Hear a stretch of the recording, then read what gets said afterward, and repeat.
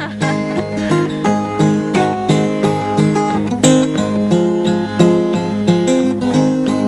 the way to hit 'em.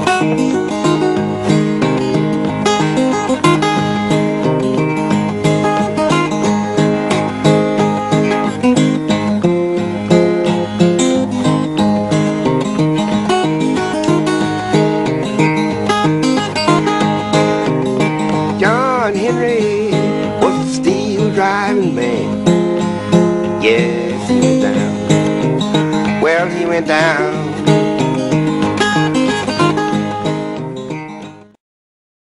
Hi there. The clip you just watched was a portion of Spike Driver Blues by Mississippi John Hurt. It's quite a hypnotic piece, and the syncopation and the thumb work is quite appealing. Incredibly, while I was putting this thing down on tablature, I realised that John Hurt made this whole song with just one chord.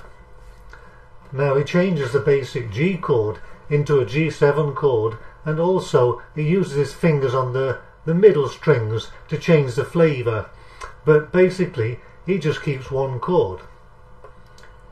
He uses a basic G chord. Sometimes he uses G7. He uses this chord. And he moves his ring finger across at various times in this shape.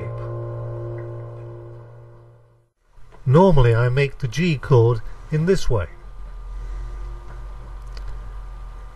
which is something that I've done for many years.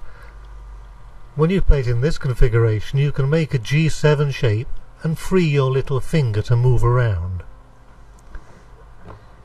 Inevitably, when I'm playing a song such as this, I use this shape that I always do, that I always know, and I change over to the G7 shape and move my fingers.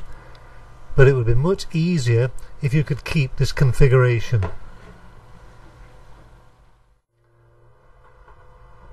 One of the things you'll notice from the previous clip is how flexible John Hurt's fingers were. He uses two fingers and a thumb without any finger picks, which is not unusual for ragtime pickers. People like Blind Blake, Willie Walker, they use two fingers, and this is necessary to make those fast triplets. Now John Hurt doesn't play too quickly, but he uses those two fingers to great effect. But you'll notice that he stabilises his hand by holding his finger on the soundboard. The incredible thing is that he doesn't move these fingers at all, and his two picking fingers move quite independently. They're very flexible.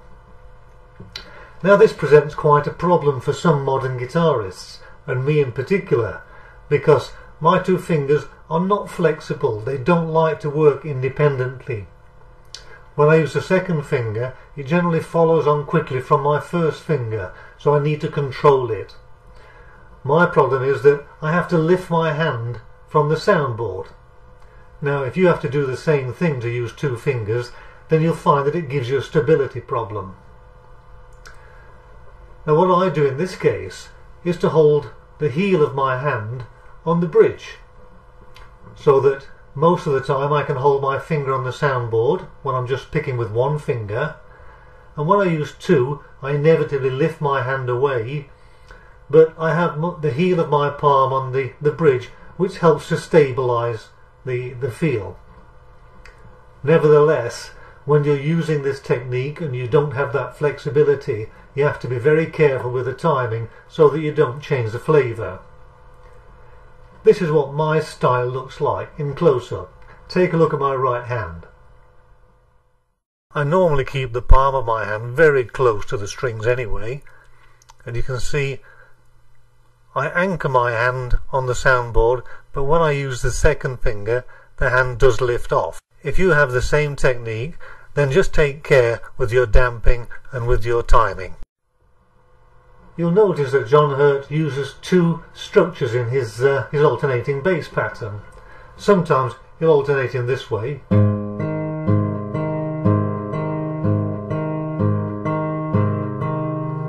and then sometimes he'll alternate between three bass notes.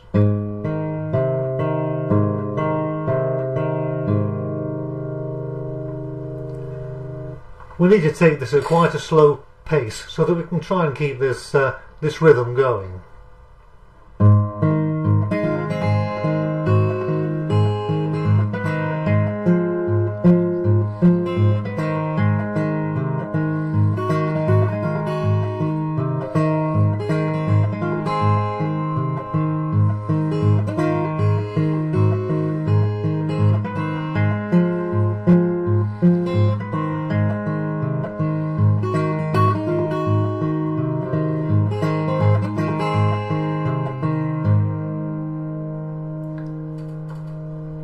You can hear that because I have to lift my hand away and concentrate on the timing for my finger work, that sometimes my thumb is a little heavy on the bass notes.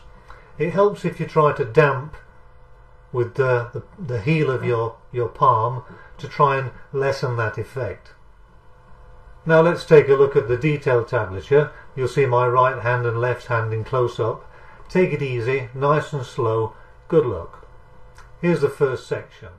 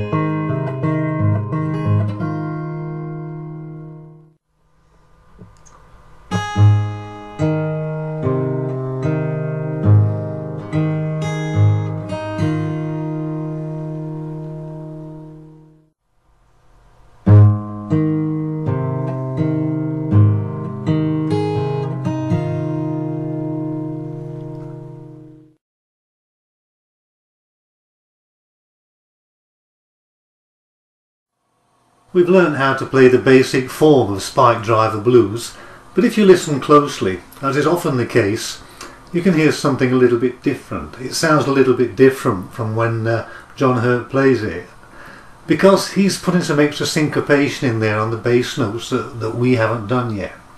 So let's explore this, and I'll show you what I think that John Hurt does now and again with his forefinger. So instead of playing an alternating bass in this way,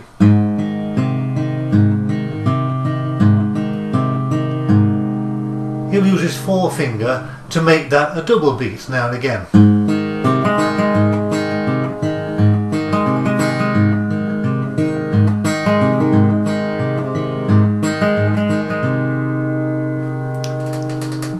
let's take a look at the tablature again, and starting on the third phrase, the third section of the tablature, we'll start to introduce this finger stroke, so watch out for that. This will increase the syncopation and make the song a little bit more authentic and interesting. Let's take a look.